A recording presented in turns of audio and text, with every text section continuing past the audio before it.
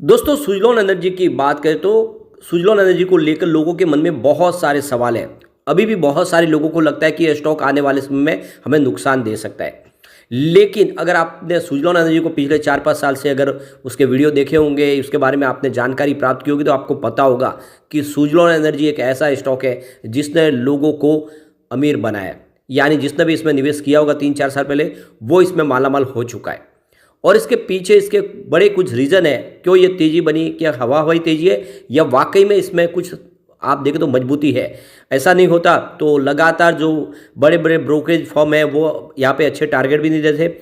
इसके अलावा देखें तो MSCI इंडेक्स हो या फिर FTSE इंडेक्स हो यूके के, वो सब इस इंडेक्स में शामिल करने के पीछे भी कुछ बड़े मजबूत ठोस वजह जिसकी वजह से वो इसमें शामिल कर रहे हैं। तो बिल्कुल ये उस पेनी स्टॉक की श्रेणी से बाहर स्टॉक निकल चुका है। अब एक मिड कैप कंपनी है। क्या आने वाले समय में ये स्टॉक हमें मालामाल कर सकता है, वैसा ही रिटर्न दे सकता है जैसा पिछले दिनों दिया है? तो यहाँ पे कुछ बड़ी अपडेट है जिसको इस वीडियो के माध्यम से डिस्कस करेंगे, जिससे आपको ये अच्छे से समझ में आ जाएगा कि वाकई में सुजलॉन में जो निवेश किया है वो निवेश हमारा कई गुना बढ़ सकता है।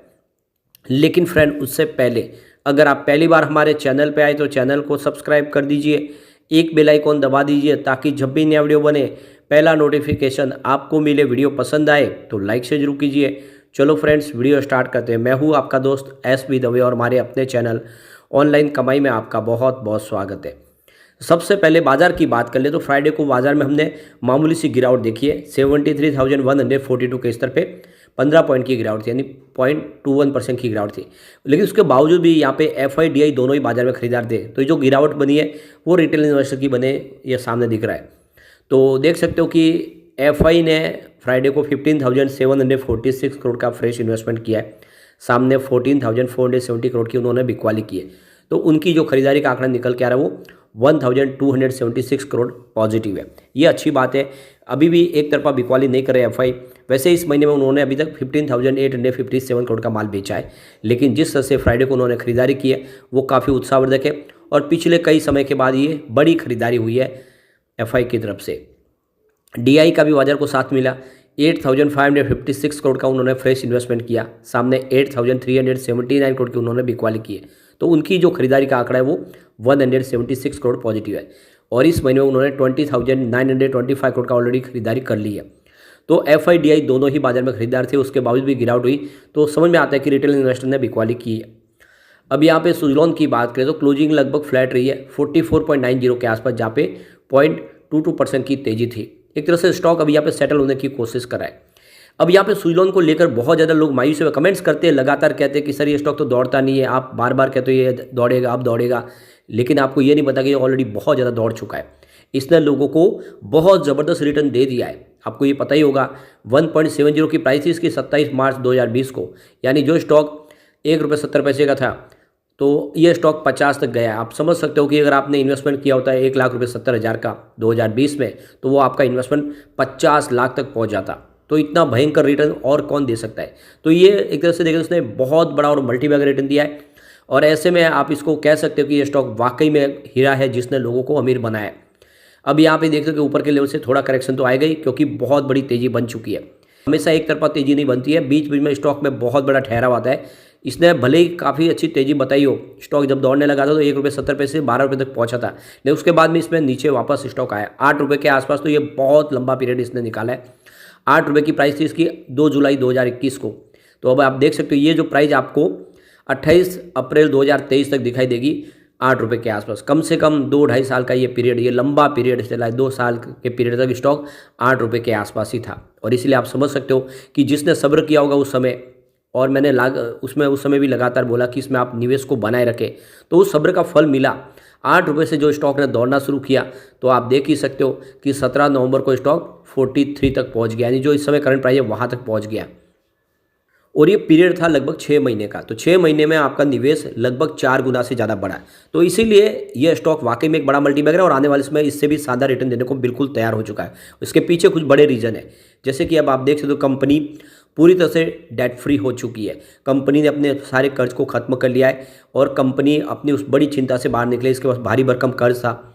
और आप देख ही सकते हो कि कंपनी के ऊपर जो नेट डेट था मार्च 2023 तक 1180 करोड़ का, वो कर्ज पूरा खत्म हो चुका है और कंपनी के पास इस समय 719 करोड़ का सरप्लस कैश है, यानी कंपनी के पास अब कैश है, न कि किसी प्रकार का कर्ज है। सारे कर्ज से बाहर निकल चुकी है कंपनी, ये इसकी सबसे बड़ी जीत है। इसके अलावा देखें तो प्रमोटर ने अपने सारे गिरवी शेयरों को छुड़ा लिया। जून क्वार्टर तक 80.8% के शेयर गिरवी रखे होते थे प्रमोटर की तरफ से, तो प्रमोटर ने वो सारे शेयर अब जो गिरवी शेयर थे उनको नील कर दिया है।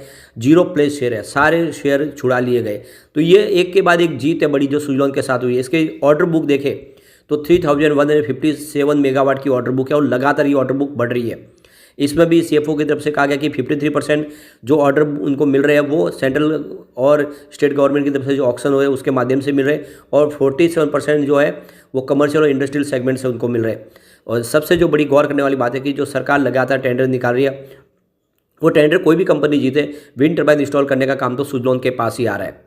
और ये सारी बातें हैं, ये साबित कर रही है कि सुजलॉन वाकई में मजबूत हो चुकी है, और इसीलिए अब ये सुजलॉन मिड कैप बन चुकी है। एमएफआई इंडेक्स ने इसको मिड कैप में शामिल किया है, और साथ में अब निफ्टी मिड कैप 100 के अंदर भी शामिल होने जा रही है। तो इससे आप समझ ही सकते हो कि सुजलॉन के लिए पीरियड शुरू होने वाला है, और ये एक तरह से आपके पास मौका अच्छा है कि इस लेवल पर खरीदारी करें। ये वाकई में आने वाले इसमें अपनी पुरानी है यानी 400 को टच करने को तैयार है। समय लेगा लेकिन ये 400 को टच करेगा। अब यहाँ पे जो बड़ी अपडेट निकल के आ रही है, इकरा रेटिंग एजेंसी की तरफ से जो रिपोर्ट जारी की गई है कि मार्च 2025 तक जो रिन्यूएबल कैपेसिटी 170 गीगावाट तक पहुंच जाएगी। जो करंट कैपेसिटी 135 गीगावाट के आसपास है, जो 170 गीगावाट तक 2025 तक पहुंच जाएगी, यह इकरा ने एस्टिमेट लगाया। तो यहाँ पे इकरा का कहना है कि करीब 16 गीगावाट के प्रोजेक्ट है जो अभी समय बिल्डिंग प्रक्रिया में गुजर चुके हैं, और 17 गीगावाट के प्रोजेक्ट है जो आने वाले समय फिर से सेंट्रल गवर्नमेंट बिड लाने जा रही है।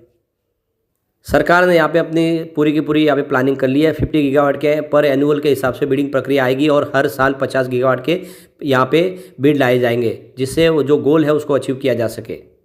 पिछले दिनों जो गति कम हुई है इंस्टॉल कैपेसिटी, उसके पीछे सोलर कैपेसिटी में कमी आई है, सोलर मॉड्यूल की प्राइस की कुछ फ़र्क आया, उसकी वजह से भी फ़र्क आया है। अब सरकार ने जिस तरह से पॉलिसी में बदलाव किया, इसका फ़ायदा देखने को मिलेगा, और तेज़ी से ये इसमें हमारी जो इंस्टॉल कैपेसिटी बढ़ती हुई जाएगी। एक बड़ी अपडेट और निकल के आ रही है। एक जो बीसीसी रिसर्च स्टडी जारी की गई है, यह स्टडी कह रही है कि विंड टर्बाइन का जो मार्केट है वो 2027 तक 116.6 बिलियन डॉलर तक पहुंच जाएगा पूरे वर्ल्ड का। यानी विंड टर्बाइन के बिजनेस में बहुत तेज़ी आ रही है, और लगातार सभी देश इसमें अपनी तरफ से कोशिश कर रहे हैं। स्पेशली इंडिया के पास तो बहुत सारी पोटेंशियल जगह है जिसमें वो विंड टर्बाइन के बड़े बड़े प्रोजेक्ट कंप्लीट होंगे, और स्पेशली ऑफशोर विंड के ऊपर सरकार फोकस कर रही है। तो आने वाले समय ये आराम से जो एक अंदाज़ा लगाया उस तक वहाँ तक पहुँच सकता है।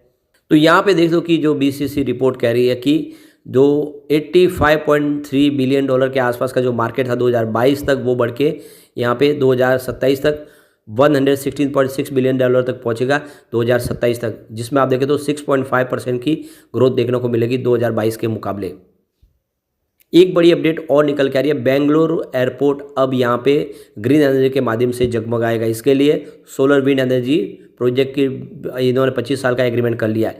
तो ये एक सबसे अच्छी बात है कि जितने भी एयरपोर्ट है वो अब धीरे धीरे पूरे के पूरे रिन्यूएबल एनर्जी के माध्यम से ही चलने लगे हैं, और इसके लिए अलग अलग कंपनियों के साथ में बिजनेस टाइप करें। यानी अब अपॉर्चुनिटी बहुत बड़ी निकल के आई है इस सेक्टर की कंपनियों के लिए।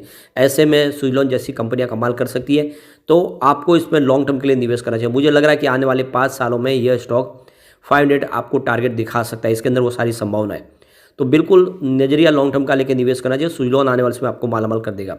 अब एक बार पिवट लेवल के माध्यम से समझ लेते हैं, यहाँ से अगर गिरावट होती है तो 43 का पहला सपोर्ट है, ये टूटा तो स्टॉक 39 तक जा सकता है। गिरावट और जारी रही बाजार में तो फिर 37 तक जाने की संभावना, ये तभी पॉसिबल है जब बाजार में बड़ी गिरावट का माहौल बने। अब पॉजिटिव माहौल बना तो 49 का फर्स्ट रेजिस्टेंस है, इसको पार कर लिया तो 51 तक जाएगा, यानी पुरानी हाई तक टच कर लेगा, और इसको पार करते ही 55 तक जाने की संभावना है। तीसरा रेजिस्टेंस है जो 55 दिखा रहा है, यानी 50 को इस बार क्रॉस करेगा तो फिर बड़ी तेज़ी के साथ आगे बढ़ सकता है, और आने वाले साल 2 साल में ये स्टॉक 100 को टच कर सकता है, यानी 3 डिजिट में जा सकता है। तो नजरिया लॉन्ग टर्म का लेकर सुजलॉन में निवेश करना चाहिए। ये कंपनी वाकई में एक शानदार कंपनी है, लगातार अपने प्रोजेक्ट को लेकर कंप्लीट करने में वो तेज़ी से आगे बढ़ रही है। इंडिया के अंदर जितने भी इंस्टॉल कैपेसिटी है विंड टर्बाइन के, उसमें 33% योगदान अकेले सुजलॉन का है, और इनकी ऑर्डर बुक बहुत मजबूत है। लगातार नए प्रोजेक्ट इनके पास आ रहे हैं, तो ऐसे में इन्वेस्टमेंट आपको करना चाहिए।